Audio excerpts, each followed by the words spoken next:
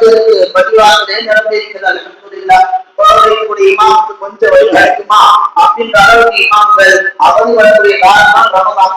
ரமலானை ஒவ்வொரு வகுப்பு தொழுகையை பார்த்தால் கருவ தொடக்கத்துக்கு முன்னாடி மாமங்கள் முன்னாடி ஆஜராகிறாங்க. அல்ஹம்துலில்லாஹ். இதெல்லாம் எதை காட்டுது? காலையே சீக்கிரமா சாப்பிட்டு வந்தது, பள்ளிவாசல முதன்மையாக வந்தது, எல்லா தொழுகை நேரம் கவனம் கொள்வது, இதெல்லாம் எதை காட்டுது? ஏதோ போன போகல, ஒரு முதலாவது போகல. ஈமான் யாருடைய உள்ளத்துல இருக்கிறதோ அந்த ஈமான் தான் இதெல்லாம் நம்ம செய்ய வைக்கணும். ரமலான்ல கூட நோன்பு நோக்காத ஒழுங்காத மக்கள் நம்மளால பார்க்க முடியல. அது எதை காட்டுது? அவருடைய திமிர் அல்ல, அவர்கிட்ட ஈமான் இல்லைன்னு நாங்க ரசூல் ஸல்லல்லாஹு அலைஹி வஸல்லம். நோன்பு நோக்கவில்லை, கொள்வதில்லை, எந்த அளவு செய்யலன்னா அதனுடைய ஃபேக்ட் நம்ம எடுக்கக்கூடாது. அது அவனுக்கு அல்ல ஈமான குறைச்சிட்டான்.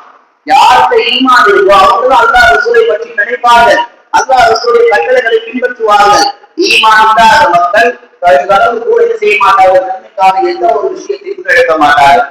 ரமலான் நிலையானது என்பதற்கு நாம் ஒரு ஆதாரத்தை தேடி போனால் வரலாற்றில நிறைய ஆதாரங்கள் இருக்கு. பெருமானார் ஸல்லல்லாஹு அலைஹி வஸல்லம் காலத்தில் வாழ்ந்த ஒரு சஹாபி, அவருக்கு பெயர் தல்ஹா. அந்த சஹாபி பெருமானாரிடத்தில் போய் சொன்னார்கள், நாயகமே, நாம் வாழ்ந்த காலத்தில் ஒரு போராளி இருந்தார், ஒரு ஷஹீத் இருந்தார், அவருடைய உச்ச நண்பர் வணக்கசாலி அவரோடு இருந்தார். ரெண்டு பேரும் பெரிய ஒரு இறை நேசர்களாக வாழ்ந்தார்கள். ஆனால் முதன்மையாக ஷஹீத் மௌத்தா போயிட்டார். ஓராண்டு காலம் கழித்து இறை வணக்கத்தை மூழ்கி போன அந்த வணக்கசாலி அவரும் மௌத்தா போயிட்டார். இந்த ரெண்டு பேருடைய நிலைகளை அல்லாஹ் தஆலா என் கனவிலே எடுத்து காண்பித்தார்.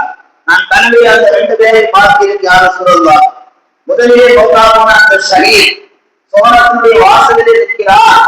இரண்டாவது மௌத்தா போன வணக்கசாலி அவரும் சுவனத்தின் வாசலிலே நிற்கிறார். சொர்க்கத்தின் காவலாக வெளியே வந்தார்கள். முதலில் மௌத்தா போனவர்களை தான் அழைத்துக் கொண்டு போவான் என்று நான் நினைத்துக் கொண்டிருந்தேன்.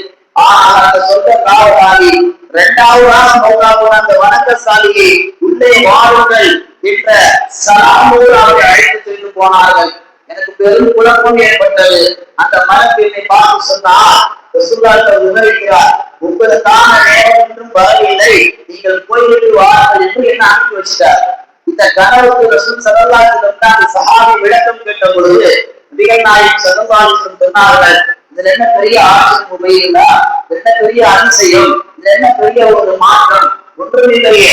அல்லாஹ் தான் செய்திருக்கிறான், அல்லாஹ் அதிகமாக நிலையாக்கி இருக்கிறான். இல்ல யார சொல்லலாம், அல்லாஹ்வுக்காக உயிர் கொடுத்திருக்கிறார்.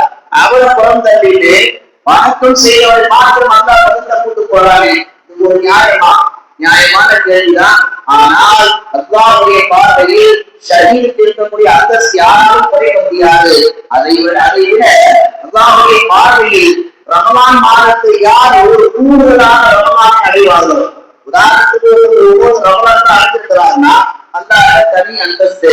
அதற்கு பின்னால் ஒரு 10 ரமலான் அடைந்தால் அதற்கு ஒரு படி மேல் அந்தஸ்து நபிகள் நாயகம் ஸல்லல்லாஹு அலைஹி வஸல்லம் அதைத்தான் ரசூலுல்லாஹ் விளக்கினார்கள். அவர் ஓராண்டு காலத்திற்கு பின்னால் வாழ்ந்திருக்கிறார், 5 வேளை இருக்கிறார், ரமலானில் 3 நோற்றிருக்கிறார், எல்லா நல்ல அமல்களும் தொடர்ந்து செய்திருக்கிறார். அதெல்லாம் ஒரு கண்ணுக்கு தெரியலையா என்ற ஒரு கேள்வியை பெருமானார் ஸல்லல்லாஹு அலைஹி வஸல்லம் அவர்கள் சஹாபாக்களுக்கு புரிய வைத்தார்கள். நாம் விளங்கிக் கொள்ள வேண்டியது, ஒரு போராளி முதன்மையாக மௌத்தா போனாலும் அல்லது ஒரு ஆவின் அடுத்து மௌத்தா போனாலும் இங்கு வரக்கூடியது ஒரு நாள் போய்தான் ஆக வேண்டும், அது மாற்றத்திற்கு கிடையாது. ஆனால் இருப்பவர்களிடத்தில் ரமலான் ஆண்டுதோறும் வந்து கொண்டுதான் ஏறுவோம். அப்படி வரக்கூடிய அந்த ரமலானிலே நாம் பெற்றுக் கொள்ள வேண்டிய பாடம் தெரியுமா? ரமலான் வரும் போதும் அது அல்ல செய்தி, ரமலானிலே நாம் செய்த அமல்கள் இடத்துல தொடர்ந்து இருக்குமா என்ற ஒரு கேள்வியால் முஸ்லிம் சமூகம் தங்களுக்கு மத்தியில் எடுத்துக் கொள்ள வேண்டும். அதை வைத்துதான் அல்லாஹ் சொல்வான்,